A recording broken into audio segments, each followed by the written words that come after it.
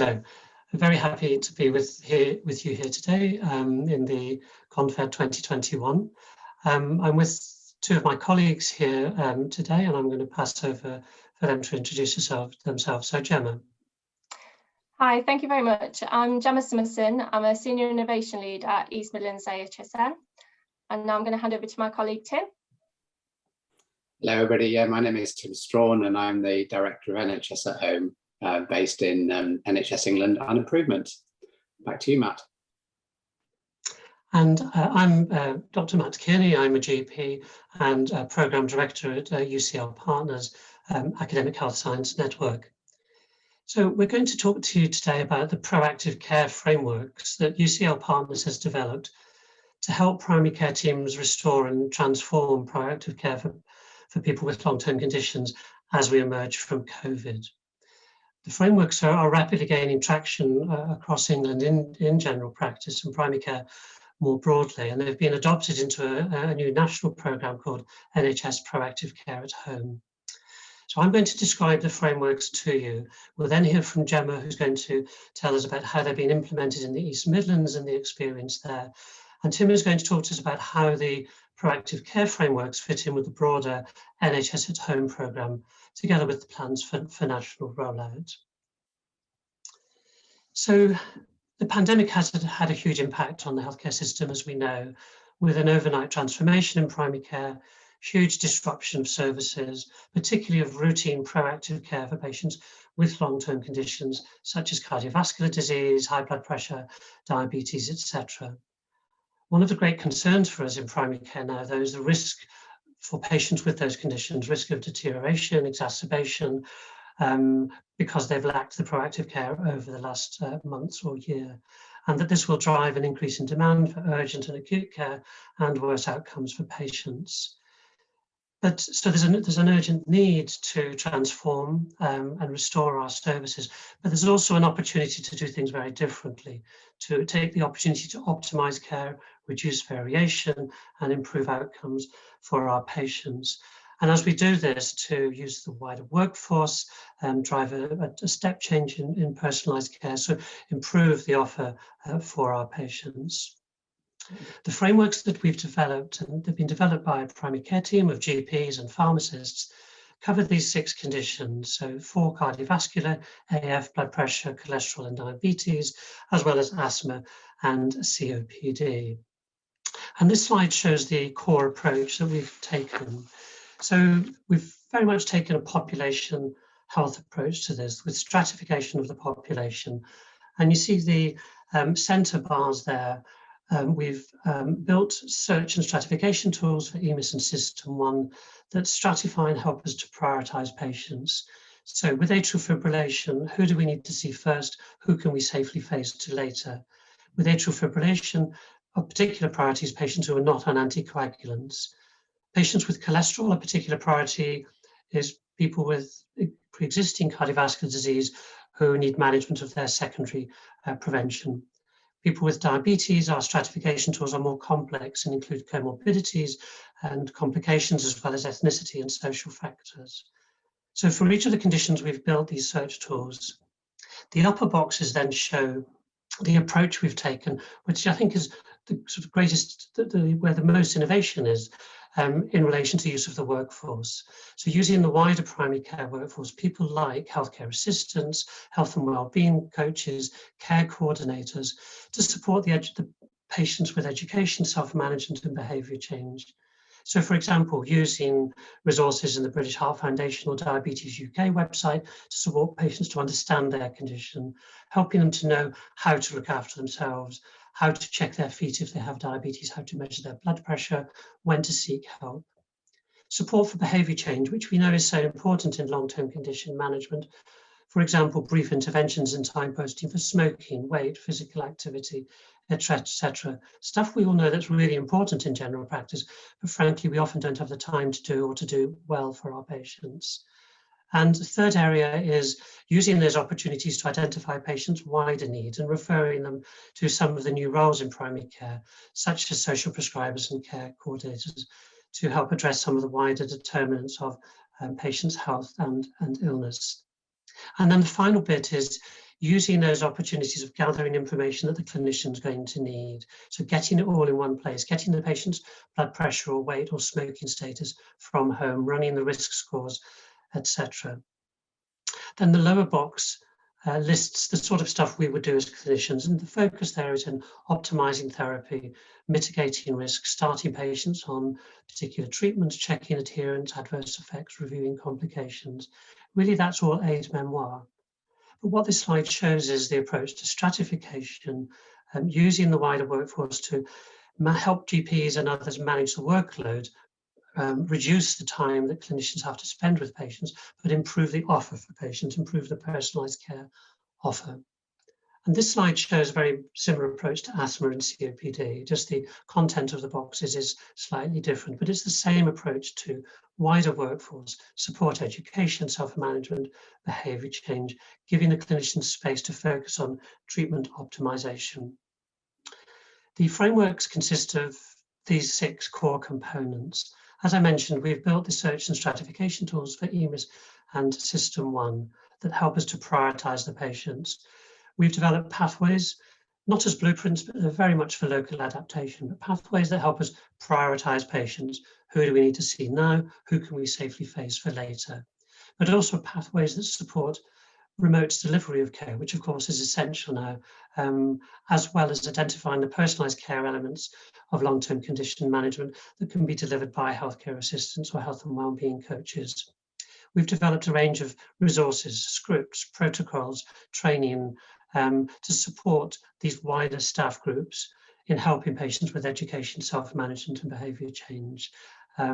We've collated a bunch of digital and other resources for patients, and locally in UCL Partners, we provide support for local implementation, supporting local leadership and project management. And this slide is not to go through any detail, but just to show you the picture. And we've developed pathway slides for each of the conditions. And you see the stratification at the top there is based largely on blood pressure readings, but includes age and ethnicity also. Once these priority groups are created, the next step is for healthcare assistants or others to get up-to-date blood pressure readings from the patient at home to confirm the stratification. The grey box shows what the clinician would do, focusing in on treatment optimization, managing broader cardiovascular risk and complications, etc. But much of the innovation lies in the use of the wider workforce. So you see the green boxes on the right. This is for patients whose blood pressure is normal. For their blood pressure, they don't actually need a clinical intervention, but they do need support with education, self-management and lifestyle change, teaching them how to take their blood pressure, understand what blood pressure is and cardiovascular risk is, what they can do themselves about it, etc.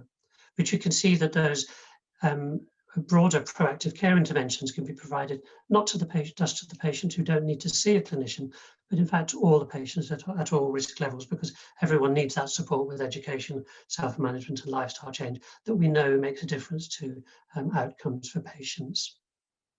And this pathway slide, again, not to do the detail, but to illustrate the approach we've taken, where our focus has been very much not on repeating for primary care what we need to do, but to focusing on the how do you actually do it in the real world, particularly this very new real world post-COVID. So with blood pressure, if we want everyone to do their blood pressure at home, how do we actually make that happen at scale? Teaching patients how to use their blood pressure machines, how to submit their results, teaching them how to take their pulse to make sure they haven't got atrial fibrillation, and using new technologies like a live core or FibriCheck to diagnose atrial fibrillation at home. Because if a patient has AF, then you get erroneous blood pressure readings. So it's important that we know that as part of the pathway. But the pathway also includes care for patients who cannot access digital resources and don't want to or not able to measure their blood pressure at home. We've developed a range of clinical resources to support the clinicians in the real world management. What are the obstacles I come across in managing blood pressure or atrial fibrillation, and how do I get over those in the real world? But importantly, we've included multimorbidity. So all of these resources, say for example, diabetes, includes blood pressure control and lipid control, because that's what's important for the patient. And similarly, we've developed a resource for healthcare assistants and others to use in a single consultation for a patient who might have 1, 2, 3, or even 4 of these cardiovascular conditions. So improving the offer, personalising the care, making it more efficient for both the patient and the staff. And to support this, we've collated a lot of resources that are broadly drawn from sites like Diabetes UK, British Heart Foundation, Heart UK, that support the patient to understand their condition, know how to take their blood pressure, and know how to check their feet, or how to recognise an asthma exacerbation, etc. And there are a number of technologies that we've linked to the pathways. For example, the blood pressure monitors, FibriCheck for using your mobile phone to diagnose atrial fibrillation, Healthy IO at the bottom there, which measures protein in urine, which is important in diabetes and high blood pressure. And so the frameworks have had huge traction across the country, with a large number of rollouts and of downloads of the searches in practices across the country, being supported not just by UCR partners, but a number of the AHSNs. And the frameworks have now been adopted into this new national programme that Tim is going to talk about in a moment. There are 4 implementation sites. 2 of the integrated care systems are in the UCLP geography, where we're supporting a rollout with project management and support for local leadership, etc. And 2 other integrated care systems. I think the frameworks have had huge traction because they're very grounded in primary care, and GPs see them as answering a very urgent and pressing need now. How do we, post-COVID, in this new world, look after our patients with long-term conditions, provide proactive care to ensure that we don't drive worse outcomes for those patients. But it also gives us an opportunity, by doing things differently, to get a real focus on population health impact. If we can transform the way we do things at scale around CVD prevention, getting much better at management of these high-risk conditions, we will prevent heart attacks and strokes at scale, and it will help us to meet the long-term plan ambitions for CVD prevention, for example. So a lot of ICSs are becoming interested in this as a way of delivering these population health impacts. So thank you. Now I'm going to pass over to Gemma, who's going to talk to us about the East Midland experience. Gemma. Thank you, Matt. So at the East Midlands AHSN, we held a webinar in October last year with the intention of raising the profile of the frameworks in primary care across the East Midlands. After the webinar, we opened an expression of interest opportunity to our clinical commissioner groups and our primary care networks, asking for regional trailblazers to implement the frameworks with East Midlands AHSN support. We had a large amount of interest in both the webinar and the expression of interest process, with each East Midlands integrated care system area being represented. However, due to the COVID vaccination programme commencing, several of our systems asked to pause their implementation. So we are keeping these systems warm over email, and we are planning to pick up these discussions shortly. Since November, we've been actively working with 2 systems. Leicester, Leicestershire and Rutland intend to roll out across their 25 PCNs and their 135 practices, and Lakeside Healthcare Group across their 4 PCNs and 15 practices. Both systems have taken ownership of the proactive care programme, appointing project and clinical leads to drive it at system level, with East Midlands AHSN being a supportive partner. Both systems' ambition is to implement all frameworks and for all risk groups, and they are taking similar approaches to develop working groups of key system roles to gain engagement and buy-in, and also enlist PCN and practice champions. Lakeside Healthcare Group are taking a bottom-up approach, focusing on high-risk patients first, and are using data to identify need and plan their implementation approach. They are running searches centrally to support their practices and are using the search data to develop workforce modelling that demonstrates cost savings against reducing GP time, and also utilising their wider primary care workforce to support long-term condition patients. Leicester, Leicestershire and Rutland ICS are a national proactive care at home site, and are taking more of a top-down approach. They're focusing on population health management and reducing health inequalities across their patch. They are aligning implementation with wider agendas such as personalised care, anticipatory care and ageing well, as well as their COVID reset and recovery planning for the backlog of long-term condition management. Training mapping for upskilling the workforce is also underway in partnership with their local training hub, including virtual consultation and IT upskilling. We are also mapping regional and national training, including the Personalised Care Institute training that is available. System leads are also mapping current versus aspirational digital technology use to underpin the delivery of frameworks, and a local evaluation framework is being developed to complement the national evaluation. East Midlands OHSN's role in supporting our systems is varied and includes raising the profile of the frameworks and proactive care at home programme in our regional and national activities, connecting systems and roles to enable meaningful discussions and joint working opportunities, such as linking peer roles across Lakeside and Leicester, Leicestershire and Rutland to share learning and approaches, financial and hands-on project management support to both systems, and also being an active partner. We have recruited an East Midlands long-term conditions clinical advisor to support the East Midlands HSN to deliver the proactive care programme and to also provide additional clinical support to our systems. We have procured local evaluation support for Leicester, Leicestershire and Rutland, and are developing this in partnership, focusing on what good looks like locally alongside the national evaluation. We are actively enabling digital discussions to underpin the delivery of the frameworks, whilst ensuring that technology enhances and does not distract implementation planning and framework delivery. We have a dedicated East Midlands HSN comms resource to support our systems to develop a proactive care comms toolkit that is systems led. For example, Lakeside Healthcare Group are currently focusing on patient engagement and comms, and we've had several interesting planning meetings about this recently. And we are focusing on capturing local learning and evidence to contribute to the wider proactive care at home programme and the NHS at home programmes of work to inform future improvement and development. So thank you very much for your time. I have listed our key contacts below, and I'm now going to hand over to Tim. Thank you, Tim. Thanks, Gemma. Hello, everybody. So I just wanted to set the great work that Matt and Gemma have been doing in the sort of bit of the national context. So we can just move on to the next slide, please. So NHS at Home was created last autumn, about 9 months ago, in response to the pandemic, really focusing on how we provide oximetry at home and COVID virtual wards to really empower people to take more control and help themselves at home. And we took a huge amount of learning out of that, which we really now want to expand into all sorts of other uses, including proactive care, which I want to say a bit more about. It's entirely consistent with the original aims of the NHS long-term plan around boosting care out of hospital, about reducing pressure on emergency services, hospital services. Absolutely got personalised care at the heart of it, because the NHS at Home programme sat within the personalised care part of NHS England.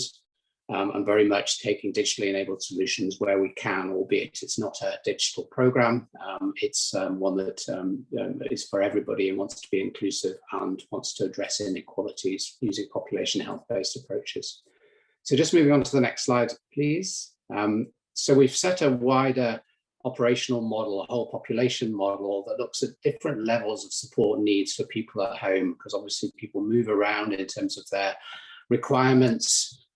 So it moves from people that are generally fit and well in the preventative care layer through to the people with one or more long-term conditions, which is the proactive care level that we've just been talking about, through to increasing levels of need as people get need for coordinated care from multiple agencies as they get into anticipatory care needs, right through to virtual wards run by hospitals with very specialist teams for people that have been in hospital and could be possibly discharged a bit earlier, or people that go to hospital but don't necessarily need to be admitted. They're not sick enough to be admitted, but not well enough to be fully discharged. So huge range of opportunities there. Applying the principles of personalised care, as I say, we're working very closely with NHSX and their Supporting People at Home programme to apply the technology opportunities, working with NHS Digital, because we're a data-driven program, so all about creating data both for primary and secondary uses and learning. But fundamentally, this is a workforce transformation program, as Matt and Gemma touched on, that actually this is about supporting the wider workforce in primary care to help people, empower people to do more at home and reduce the burden on general practice. And we want to do that very much in co-production with people, carers, families, but local systems. So this is very much a joint piece of work. So we're doing that with other programs, national programs. So it's not a separate thing. This isn't new work. This is an enabler really to deliver existing priorities and programs. On to the next slide, please. So just an example of some of the other pieces of work under the at-home umbrella that we're doing. So as well as the proactive care in the top left, I mentioned the oximetry at home and the virtual wards, the COVID virtual wards. We're now expanding the COVID virtual wards out into other virtual wards, which is looking at how do we support people through the winter, particularly starting with acute respiratory syndromes. We've been working with the National CVD team about blood pressure at home, which is part of the proactive care framework for the managing hypertension, so joining all that up. But are also looking at other important pathways like the managing heart failure at home program, which we're testing at the moment with 5 AOCSs, looking to roll that out nationally, along with pulmonary rehab at home, which is an offer, again, to all respiratory networks across the country. So huge more potential, but those are the initial areas of focus. Moving on to the next slide, please. So as Matt mentioned, with the proactive care at home, working with 4 ICSs initially, but really taking the learning from that, building the collaborative practice, taking the learning, the tools, the resources that UCLP have created, and looking at how we now scale those up. So we're putting together a national offer and starting conversations with all regions, all systems about how we can support them to take these frameworks, these ways of working into their local areas. It's not a mandate, must do. This is an option, this is a support offer, but we believe that it should be hugely helpful around prioritizing with local agendas and needs. Next slide, please. So this is very much aimed at primary care and general practice and working very closely with the RCGP. We think this program will help GPs identify the patients that most need help, those at greatest risk, as Matt says, that haven't been turning up to GP practices for face-to-face during the last few months, but really do need that help and support. This isn't to try and replace face-to-face. This is a complementary service that goes alongside that. So the tools, as Matt says, will help find those patients and then promote this self-care and enhanced remote care where appropriate in people's homes, but absolutely taking the new roles in primary care and the wider workforce and looking at how we can support them with personalised ways of working and training that we're rolling out nationally through local training hubs. So this is about digital platforms, but it's not just about digital. We want solutions that work for everybody. So it can work for people that want to work low tech or just use the equipment on its own without digital platforms. So we're giving a full range of menu of options, as being said, to be able to do this. And this is all about optimizing for supporting OFF requirements. Next slide, please. So I mentioned personalised care. So this framework, this is the part of the UPC, the 6 components of personalised care. So it absolutely runs through everything we're trying to do here, right through from having good conversations with people about what matters to them, making sure that's captured in care planning, giving people choice or menus of options around what works for them. We do believe there's huge opportunities as well as the traditional medicalised approaches to supporting these people with multiple conditions around, linking in with community-based approaches through social prescribing and link working, but importantly, helping people to have the knowledge, skills and confidences to manage their own care and health at home, using technology, as I say, where appropriate. And in some cases, the use of personal health budgets, we believe, can be very beneficial as well. Next slide, please. So overall, just to summarise sort of the philosophy and approach to NHS at home, this isn't a new set of work. This is all about taking existing long-term plan aims, working with the national policy teams, national programmes, but using the learning, the step change we've seen through the pandemic around really transforming the way we deliver care into people's homes. So it isn't a top-down. This is about taking the local system plans that have just been drafted and seeing how we can work and support with them to deliver those local priorities. We're not going to be asking for lots of new data manual collections. We did have to do some of that during the pandemic, but actually what we want to do is try and capture data as much as possible at the point of care through routine coding and collections. So again, working with NHS Digital to make this real, make this easy as possible, because if we want the scale, this has got to be as easy as possible for everybody. We're wanting to work with and through local governance, regional governance, so we want to keep track on what's happening nationally, but very much want this to be done locally. And we are looking, as well as all the resources and tools and things that are being pushed out by UCLP and national partners, we're looking at providing additional funding as well through systems, through the personalised care route, but also through national funding, but to support people.